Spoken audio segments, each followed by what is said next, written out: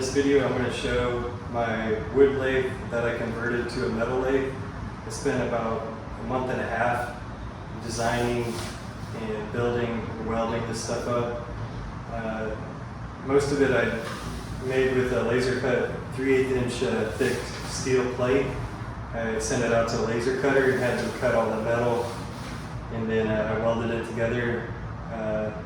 The ways or the sliding rails, I was going to buy some online. I saw a lot of people that make lathes and they'll use those little rails you can buy on Amazon, but I looked at them and they looked kind of like they had some plastic between the bearings and the aluminum housing of those little things, so I ended up designing my own rail system, and it actually works pretty good. You can adjust it to kind of like adjusting a give, I guess, on a lathe on the ways. So anyways, I'll get into more detail with how that works soon.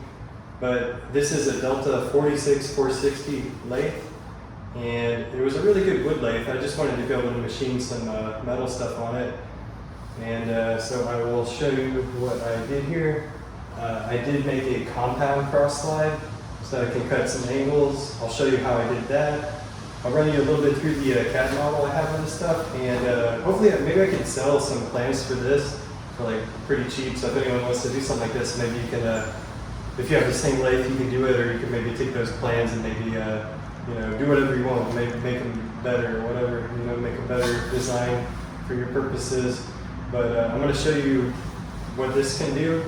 I'm going to try to machine. I've machined, I think like 3/8 or 1/4 inch brass. I machined it down a little bit.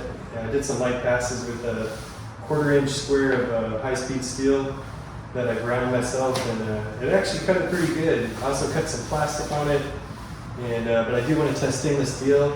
All I have is like on hand right now is 316, but I hope to get maybe some more machinable stainless. I can test it out on there. I have some steel I'm going to test on it, and I also plan on doing some wood on this as well. So let me run you through what I changed on this lathe to make it be able to cut metal, and also run you through the CAD model, and then depending on when I post this video, maybe I'll try to cut some different metals on it and show you kind of how it does. So check it out.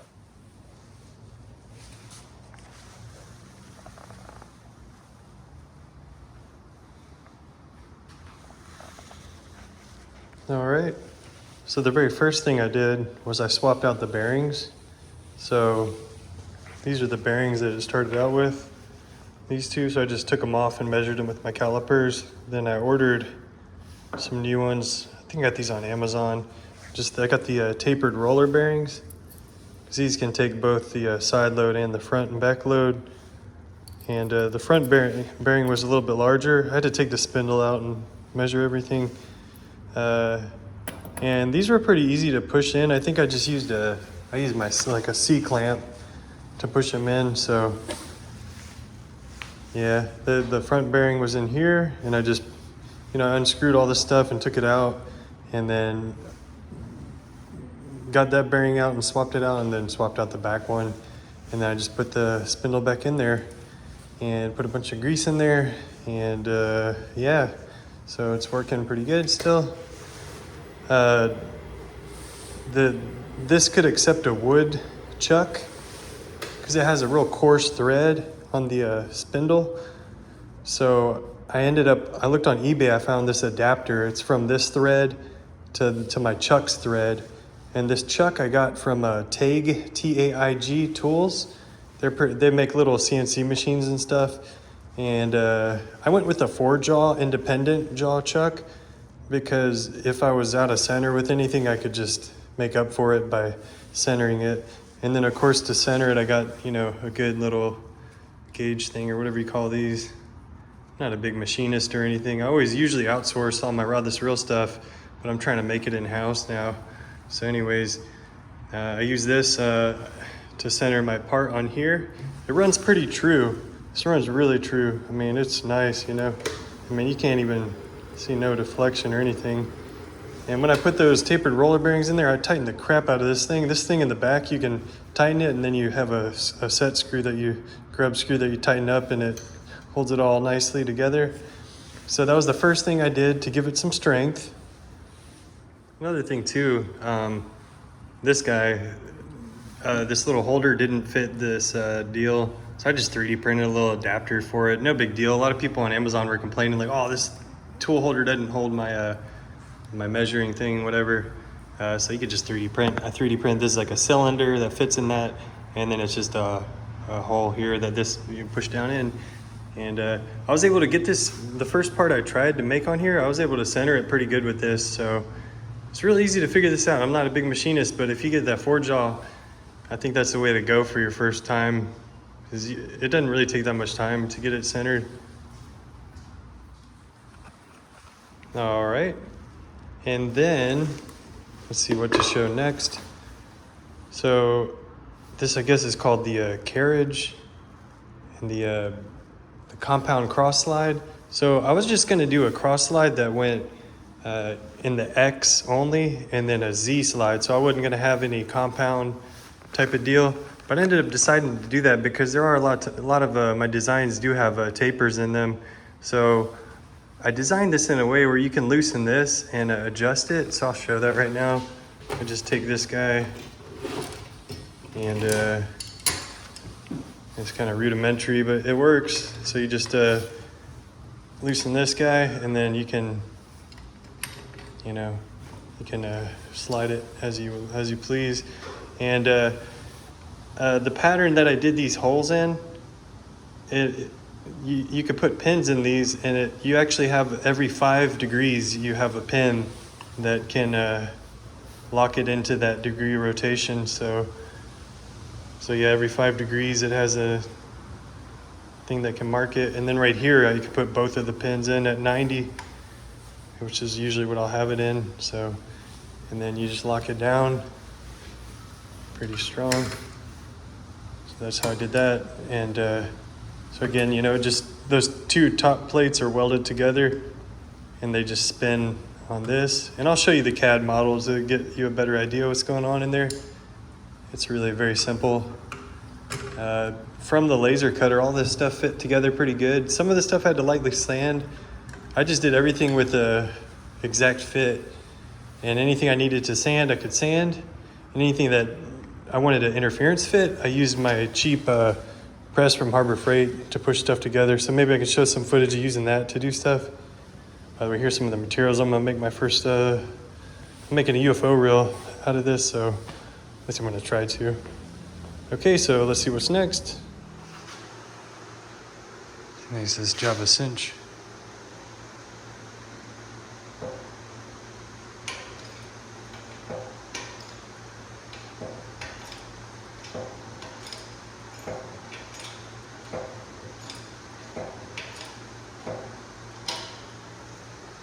Okay, I think another one of the main things is most people, what is this thing called, the carriage?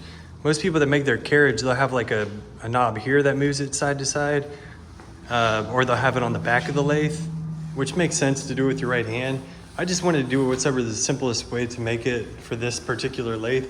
So I ended up running the handle through there's a belt in here, and I just so happened to have some clearance between that belt that I could run the handle here. You do have to run it, with your left hand or whatever, but that's totally fine. The amount of Z travel I do on the Rodless reels is so little that, it doesn't have to be all, super convenient. We're talking half an inch on a reel. So anyways, I made this rail first, and it wasn't sliding as good as I wanted it to, because I think I welded it way too much. So I had some interference stuff here. I did get it to work, but I ended up I was gonna use this type of knob on it, but I ended up making an extended arm to give it some more leverage, but now it runs pretty good. You can see, kind of awkward to hold this, but I'm gonna try to show you it. So I'm sliding positive in the the Z, I guess, and I'm a negative in the Z. I'll put this on a tripod later and show it better, but then, yeah, so these rails work pretty good. You can adjust. So what I did was basically I just made a little pattern that fits together like a little box, and on the 2 sides and on the top it has 5 holes that are threaded with a little grub screw that push a 5mm ball bearing up against this rod, and it goes a little bit below center, so it kind of, you can't push it off. It's held on by the bearings, and you can adjust them all until you get it nice and tight, but loose enough to be able to slide back and forth. So I did that, and then there's just a, what's this called? The Acme bolt that runs through, and it only has one nut. The original design had two of these welded onto the carriage, but I took off one because it was too tight. So now so basically, you're turning this handle and it's just clamped on here to that Acme threaded rod, and it runs like, I got this, two lock rings, and then I have one of those. It's just a bearing. It's like a cylinder for the bearing. So this runs through that cylinder, and I kind of sand this thing a little bit to fit through that better so it can spin in there nicely.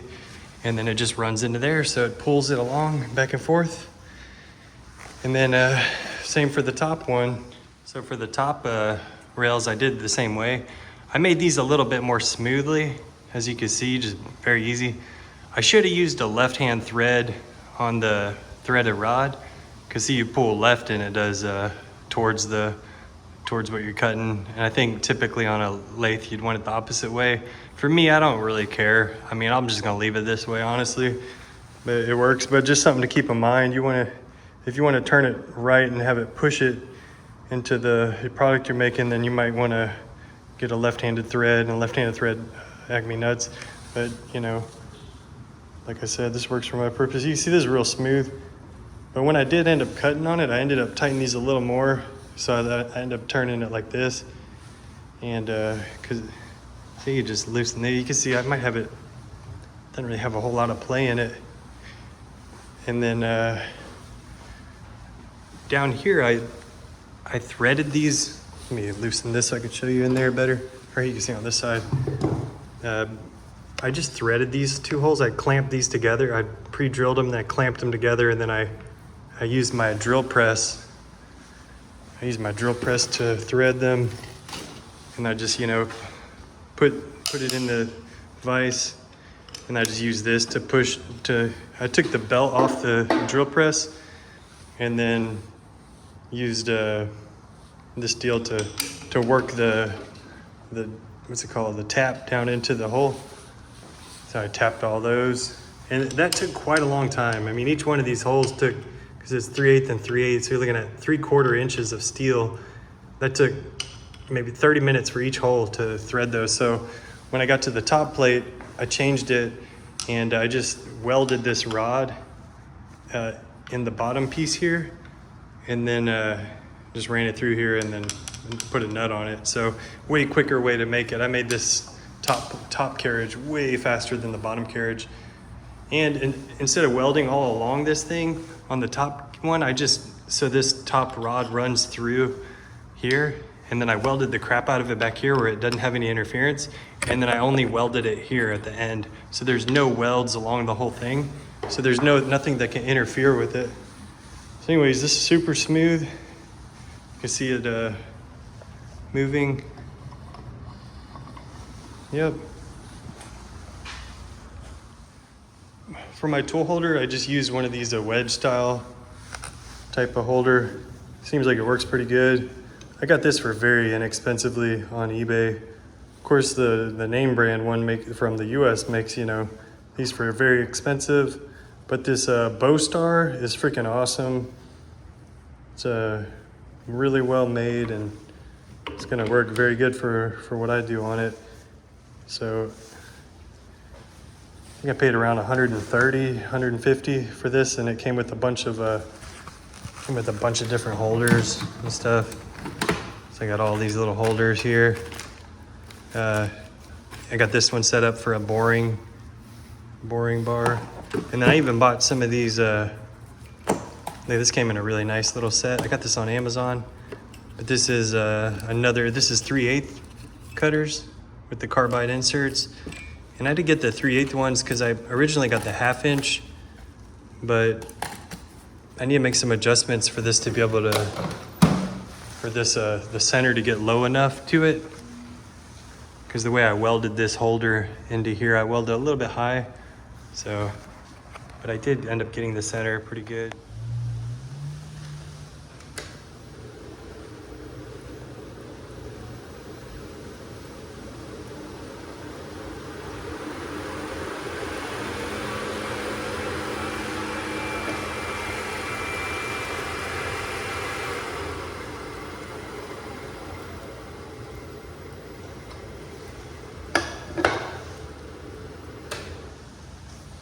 Alright, well there's not much more to really cover on this thing besides I'm just going to set up the tripod and show me cutting a little bit on it so I can show you kind of what type of cuts you could take with this.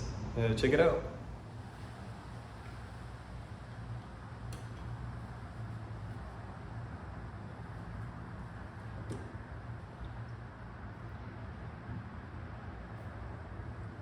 It's reading pretty close. I'm going to tighten it up a bit more if I can.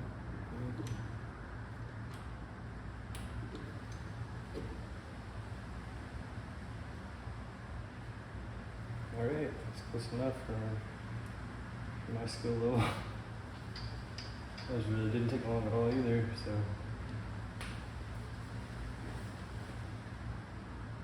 Alright, let's see what we can do.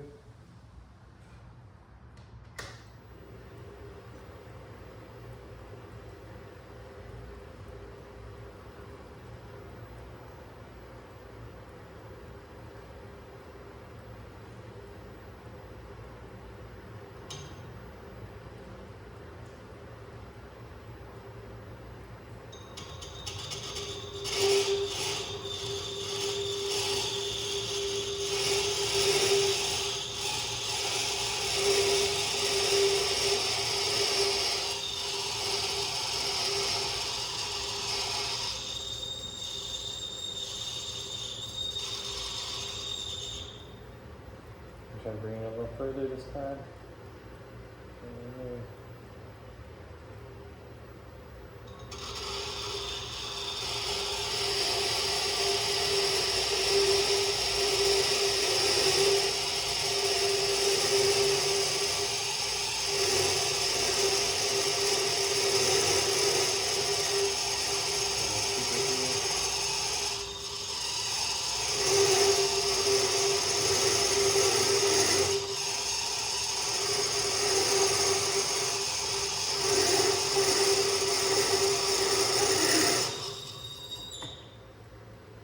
Right, that's quite a bit of hangout, but about how long of a piece I need to make, so it's gonna go a little bit deeper this time. Let's do it a little bit deeper than that. Yeah, we'll do 7 millimeters or so.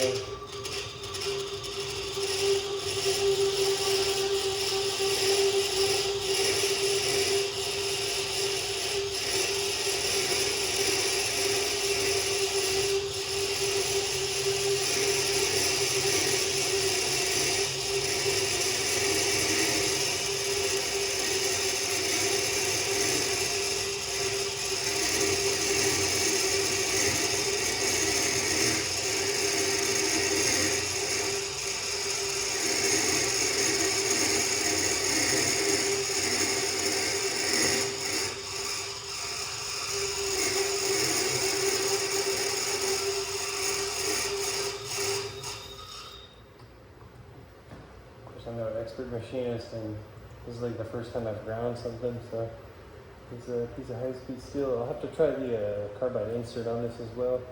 I'm going to chamfer this edge here a little bit.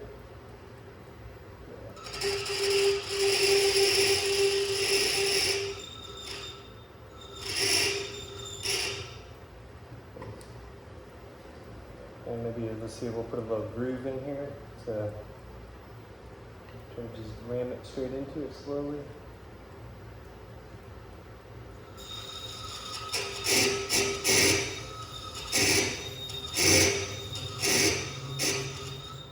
And that part's definitely moving around a bit. See another one here. A little slower entry.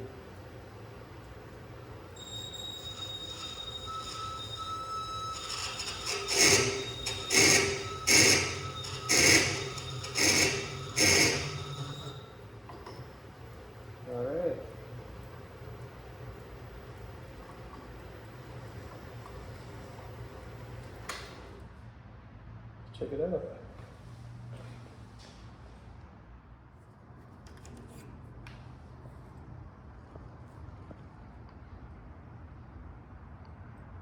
It seems like a really good surface finish actually. Cool. Now let me try the Carbide insert style tool and see how that cuts this stuff. Let's see if it cuts it better than, this is a 1/4 inch high-speed steel. It's got about 1 inch of hangout, so it might not be the most sturdy setup here.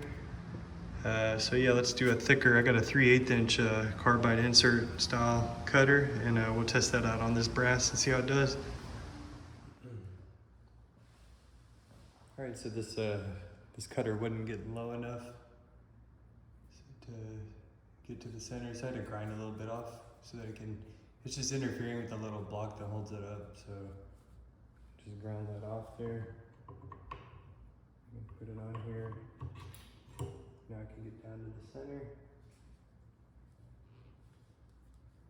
Okay, I have not cut with this type of cutter yet, the Carbide insert on this lathe yet, so I'm gonna go real slow at first and just try to see what I can do. Okay, I got this in the chuck good, it's locked down.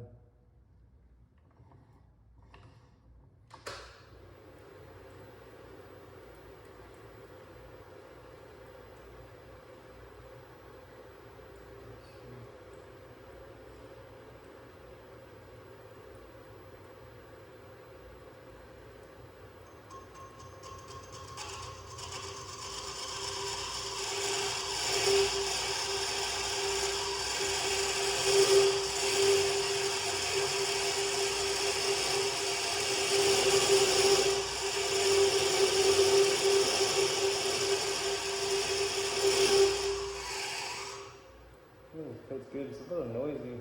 It's catching that material real strong, but I'm gonna check for this corner here.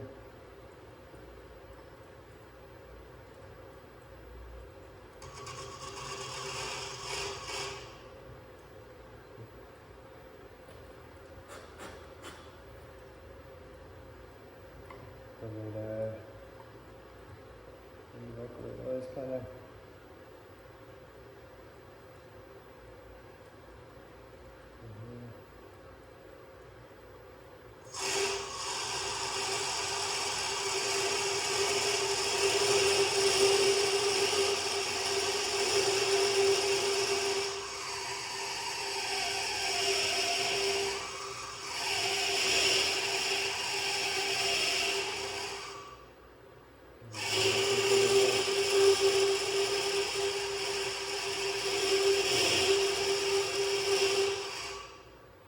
This works okay. It's super loud. That's all I can say about that. All right, maybe I'm gonna try maybe a thicker material out of steel. All right, this is a 1 inch diameter piece of I think it's just carbon steel. I guess it's just a piece of scrap I have. I don't know where I got it from. I hope it's just regular carbon steel. Using a Carbide insert on a 3/8 inch holder. I'm just gonna work it extremely slow and see if it can cut this material without breaking or something. Let's see what it does.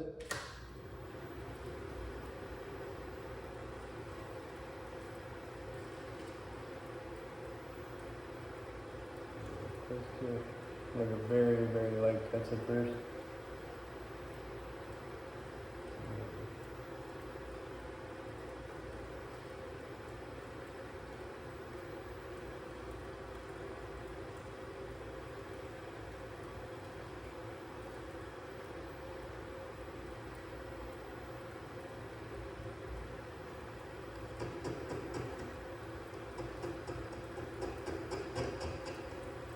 I think on steel they usually go a little slow, but try a little bit fast. Give it a little more power. See what it does.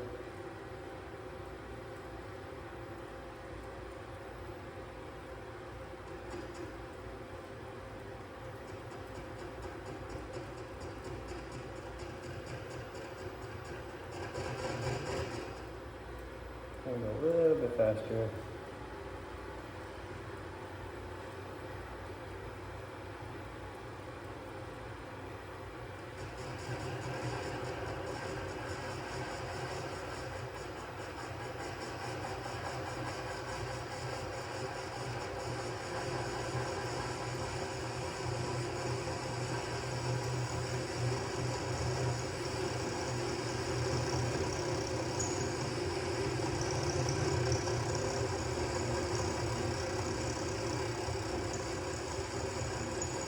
Seems like it's cutting it in a very, very light pass.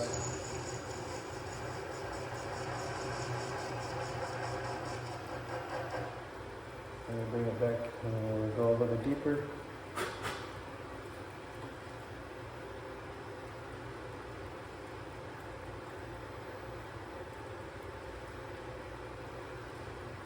A little bit deeper of a pass now that it's all smooth and true.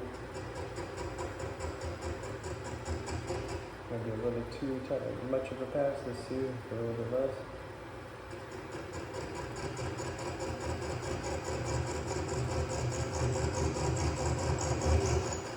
And then you go a little bit faster.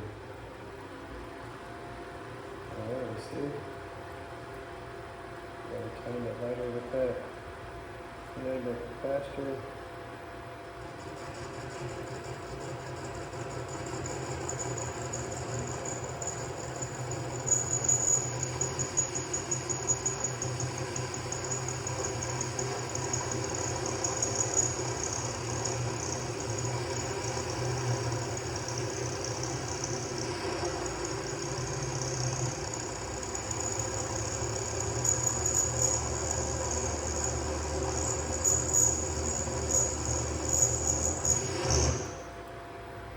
Let's go a little bit deeper of a cut.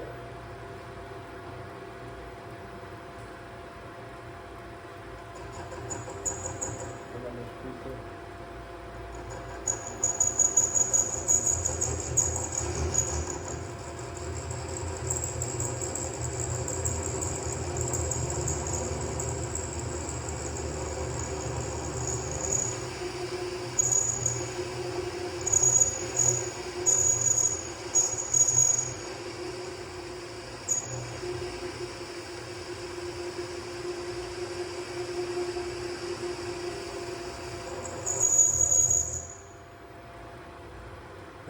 Check the little edge here.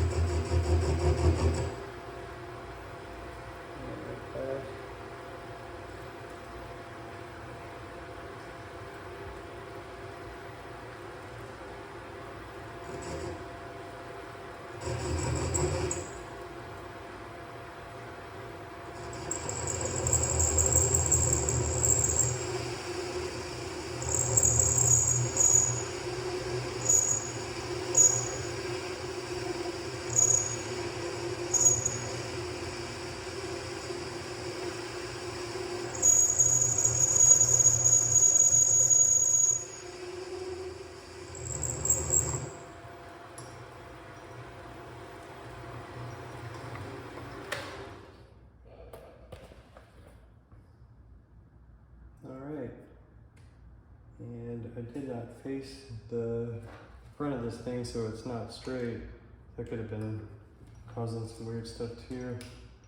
I was going real light with it, so yeah, I think this will work for steel, but just you have to work it super slow. So I think this type of conversion for a lathe might be okay for prototyping, but as far as like manufacturing stuff, it may not be the most effective way to do it if you're making stuff out of steel. But I have heard that the 303 stainless and some other grades of stainless may be easier to machine than even carbon steel, so I'll have to try those. But let me see if I can see on the screen here. It's way up here on a tripod. It does look like the surface finish is okay for steel. You can see I took not much at all off, but yeah. And then here is the brass that I did. This is the side I did with the high-speed steel. And I will say the high-speed steel actually did a pretty good job on the surface finish. And then here's the side I did with the carbide insert. So I think the high-speed steel might even look better. This I did with the carbide insert, but I'll have to try a bunch of different stuff.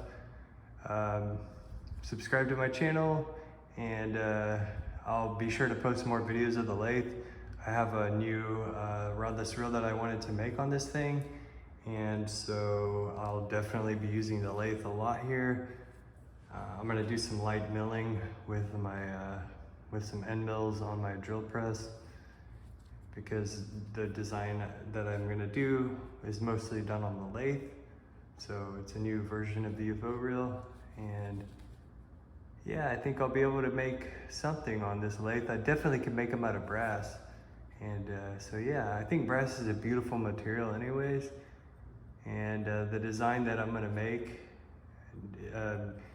brass will be a perfect material for the metal components of this reel. So again, stay tuned to my channel, subscribe, and if you'd like to see more videos of this lathe. I think this is definitely worth doing if you have the spare time to put together. If you have a wood lathe and you want to convert it to a metal lathe, it seems to work pretty good.